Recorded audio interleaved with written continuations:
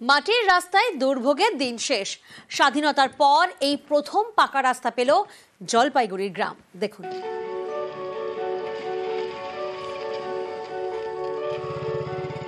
রাস্তায় পড়েছে পিচ, তৈরি হয়েছে ঝকঝকে রাস্তা। স্বাধীনতার পর এটাই প্রথম পাকা রাস্তা। জলপাইগুড়ি সদর ব্লকের মঙ্গলঘাট গ্রাম পঞ্চায়েত, এখানেই তোরলপাড়া দরগাপাড়া। বাসিন্দাদের যাতায়াতের ভরসা ছিল কাঁচা রাস্তা, সে পথে জায়গায় জায়গায় গর্ত। বর্ষাকালে দুর্ভোগ চরমে। স্থানীয়দের দাবি, খারাপ রাস্তার জন্য এলাকায় ঢুকতো না অ্যাম্বুলেন্স। সেই ছবিটাই বদলেছে। রাজ্য সরকারের পথশ্রী প্রকল্পে তৈরি হয়েছে 2.5 কিলোমিটার রাস্তা। খরচ হয়েছে প্রায় 84 লক্ষ টাকা। মাটির রাস্তায় এখন ভোগান্তির দিন শেষ। স্বস্তিতে 3টে গ্রামের বাসিন্দারা। আগে তো মনে করো কাঁচা রাস্তায় চলাফেরা করছি, কাদা, বর্ষার দিনে খুব চলাফেরা করতে খুব অসুবিধা হয়েছে, বাচ্চা কাচ্চা স্কুলে যায়। তো এখন আমাদের অনেক দিন পরে আমাদের রাস্তাটা হয়েছে, খুব ভালো। হ্যাঁ, আমাদের গ্রামের লোক সবাই খুব খুশি। রাস্তা আমাদের এই জীবনে প্রথম, আমার কি জানি প্রথম হইলো। আমরা এই রাস্তার জন্য অনেক দিন ছিল, হয় নাই, এবার রাস্তাটা হইলো, হওয়াতে আমরা খুব খুশি, খুব ভালো। সরকার যে আমাদের এত সহযোগিতা করছে, এর জন্য আমরা অনেক আনন্দিত আছি। স্বাধীনতার সময় তো আর আমরা জন্ম হয়নি, কিন্তু তারপরে আমরা যেটা দেখছি, আমাদের ছোট থেকে দেখে আসতেছি, এই বুথে কোনো পাকা রাস্তা ছিল না। আচ্ছা, এবারে আমি খুব চেষ্টার ফলে এই রাস্তাটা মোটামুটি 2.5 কিলোমিটার করতে পারছি। জলপাইগুড়ি থেকে ক্যামেরায় পিনাকি শীলের সঙ্গে শান্তনু কর, নিউজ 18 বাংলা। নিচু এলাকা, বৃষ্টি হলে বিস্তীর্ণ এলাকায় জল জমে।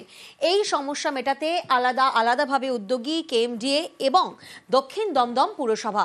এলাকায় জমা জল বের করতে বসানো হচ্ছে পাম্প, তৈরি হচ্ছে লক গেট।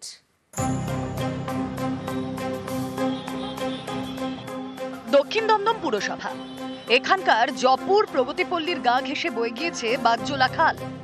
এই দুটি এলাকা নিচু, বৃষ্টি হলেই জল জমে যায়। বর্ষায় দুর্ভোগ চরমে ওঠে, তখন হাঁটু সমান জল।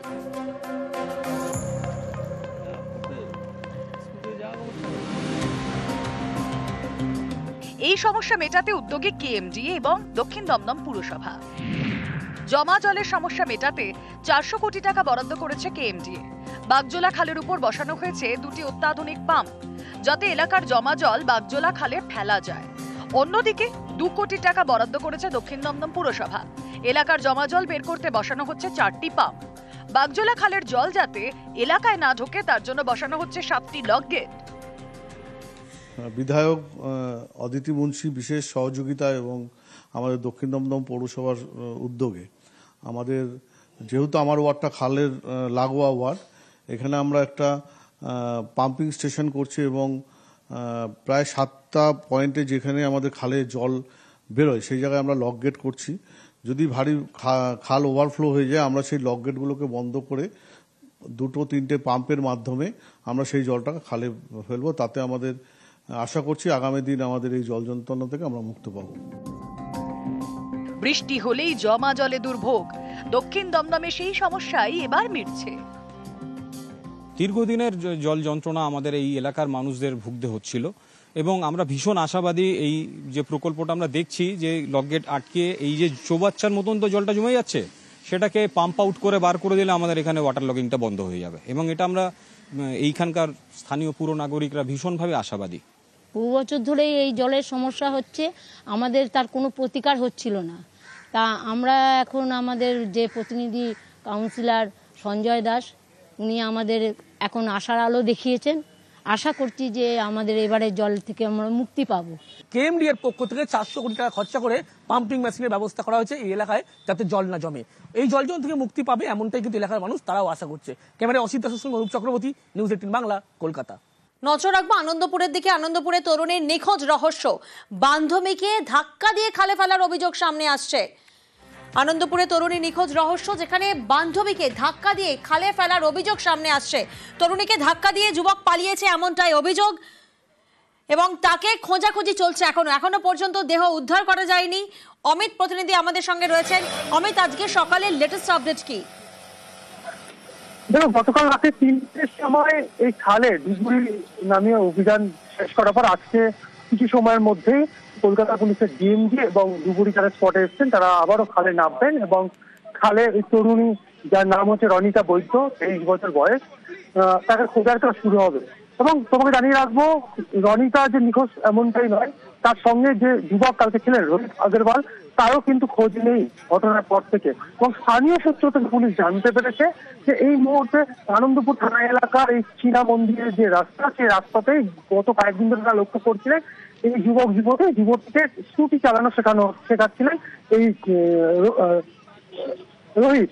এবং কালকে নাকি গতকাল রাত্রিবেলা 9টা নাগাদ এলাকার মানুষ লক্ষ্য করেন দুজনের মধ্যে তুমুল বচসা ঝগড়া হচ্ছে।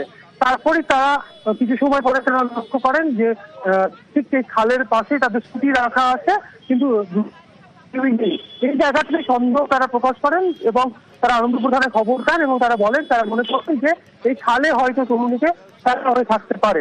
তারপরেই আনন্দপুর থানার তরফে ডিএমজি এবং ডুবুরিয়ে ডেকে পাঠানো হয়। রাতে 3টে পর্যন্ত তল্লাশি অভিযান চালানো হয়েছে। পুলিশের তরফে যেটা জানানো হচ্ছে যে তারা ওই তরুণীর খোঁজে আজকে আবারও ডুবুরি নেওয়া হবে। ইতিমধ্যেই ডুবুরি এবং ডিএমজি টিম স্পটে এসছে। তবে এখনো পর্যন্ত একটা ধোঁয়াশা রয়েছে, আদৌ কি ওই তরুণীকে এই খালে ফেলা হয়েছে, কারণ কালকে রাতে দীর্ঘ সময় ধরে এই খালে তল্লাশি চালানো কিন্তু পাওয়া যায়নি। এবং খালের যা পরিস্থিতি, প্রচুর করে পাক রয়েছে, কচুরি পানা রয়েছে, সেক্ষেত্রে তাকে অনেক সময় দেহ আটকে যেতে পারে। আদৌ যদি ফেলা হয়েছে কি ফেলা হয়নি, নাকি তারা অন্যত্র চলে গেলে, সমস্তটা একটা রহস্য নামিয়ে তল্লাশি চলছে এখনো।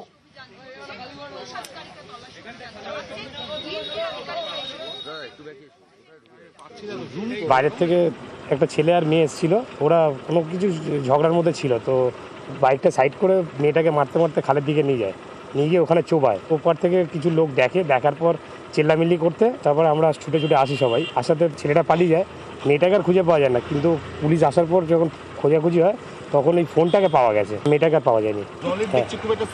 হ্যাঁ, স্রোত আছে সামনে, পাম্প হাউস আছে না, এটা স্রোত আছে ভালো, তো এটা বেশি দূর যেতে পারবে না কারণ ওখানে ব্যারিকেড করা আছে। বাঁচাও বাঁচাও বলে কিছু চিল্লানো আওয়াজ না, একজন মেয়ে কি বাঁচাও বাঁচাও করে চিল্লাচ্ছিল। তারপর হঠাৎ যখন সবাই জমা হলো, দেখা হচ্ছিল যে কি হ্যাঁ অ্যাকচুয়ালি মেয়েটা আছে কিনা, কারণ মেয়েটারই চিল্লানো আওয়াজ। তারা কি বললো?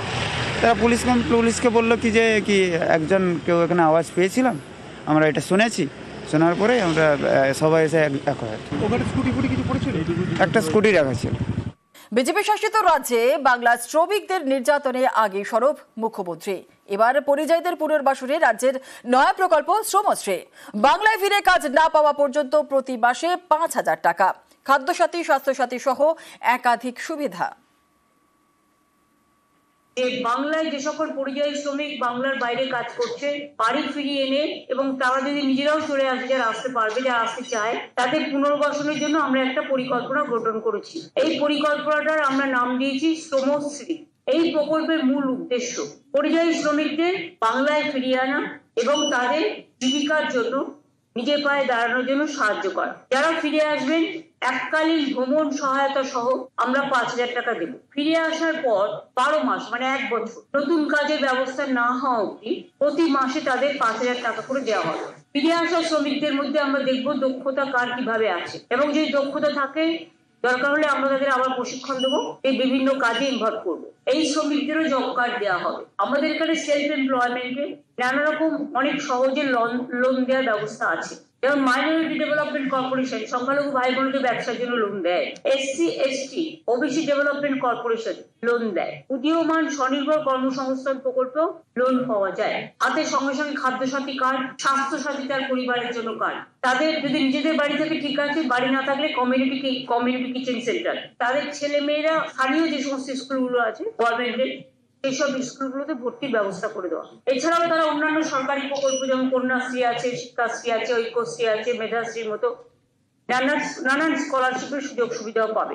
বাংলায় যে 22,40,000 পরিযায়ী শ্রমিক ভারতবর্ষের অন্যান্য রাজ্য এবং বিদেশে কাজ করছে, এবং যারা আমাদের পরিযায়ী শ্রমিক সংক্রান্ত যে পোর্টালে নাম নথিভুক্ত করেছে, তারা এই শ্রমশ্রীর সুবিধে পাবেন।